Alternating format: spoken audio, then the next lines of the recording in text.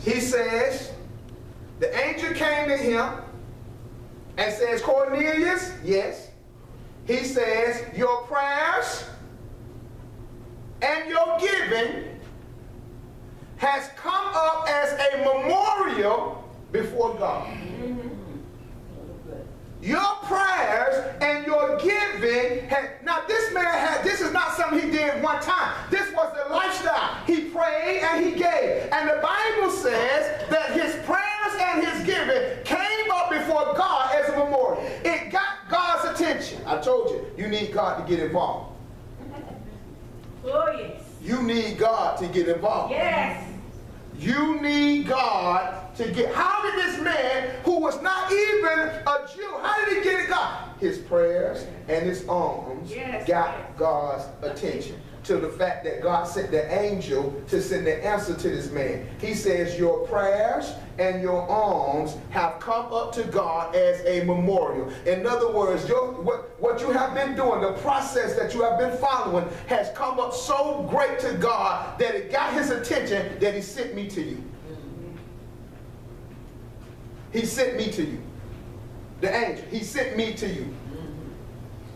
How? Your prayers. Oh, yes, Lord. And your giving. Ooh, glory. You have to get God involved. Yes.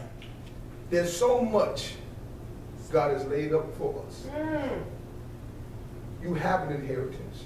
Hallelujah. But you can't get that inheritance until you learn how to sow into your inheritance. Ooh, yes, Lord. I give, listen to this, I give because I have enough faith to understand that I have more up there. Oh God. I use this illustration all the time, gotta come up with another. In the old days, they had the water pipe, the water pump.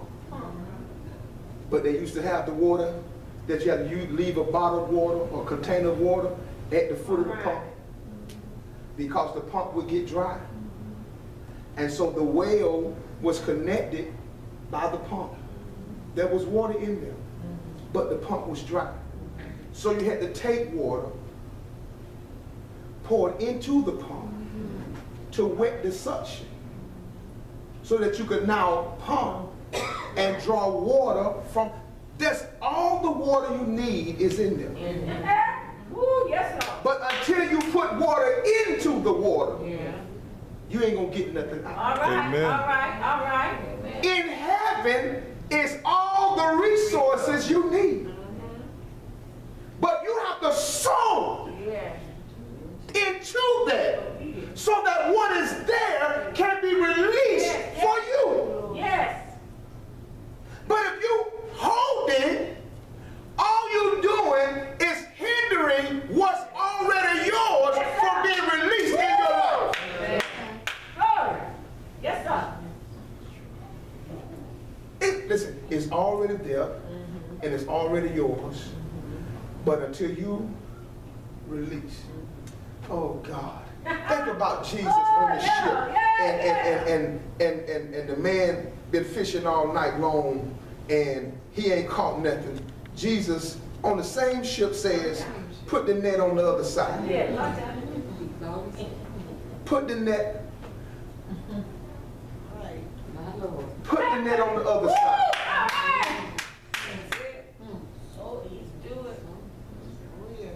It's one ship. On this side of the ship, no fish.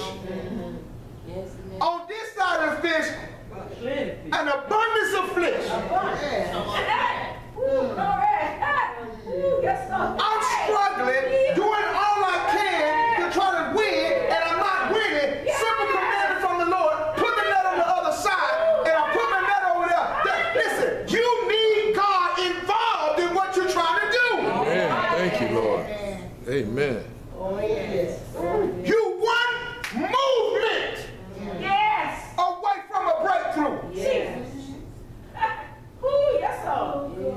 You think you far, you ain't far. You one step away. Put it on the other side. Put it on the other side.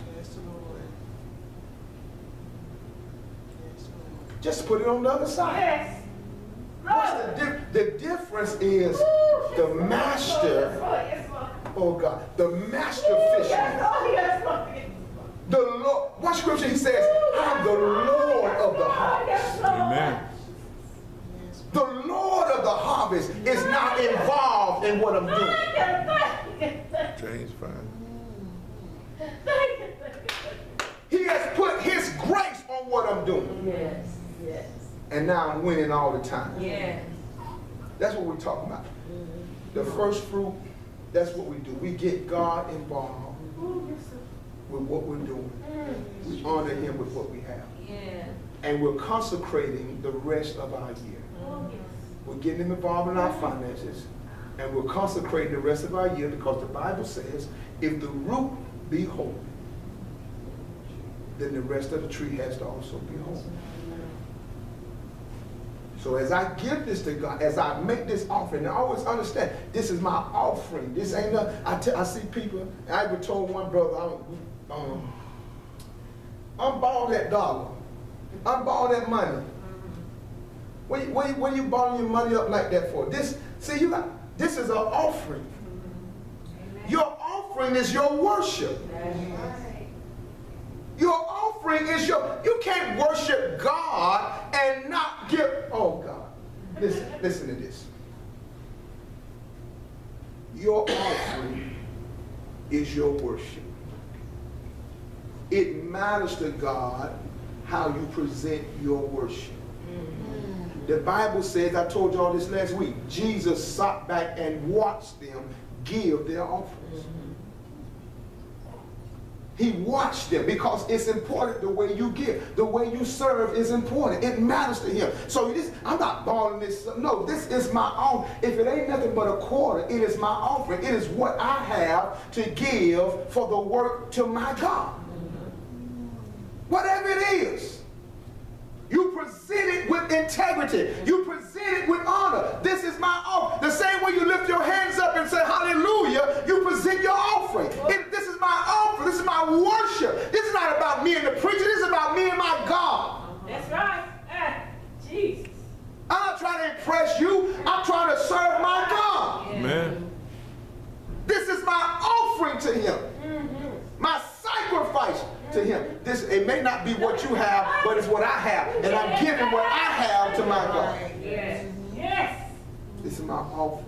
So you give with honor, you give with integrity, and you give with expectation.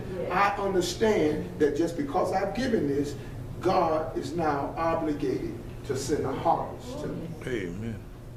God is obligated. He's obligated. I got him on the hook now. You got to do because I gave to him. One scripture says, he that gives to the poor, he lendeth unto the Lord, and God will repay. You don't just stop there. You don't just say he lent to the Lord. He says, and God will repay. God will repay. Amen? Amen. Amen. All right, I'm finished.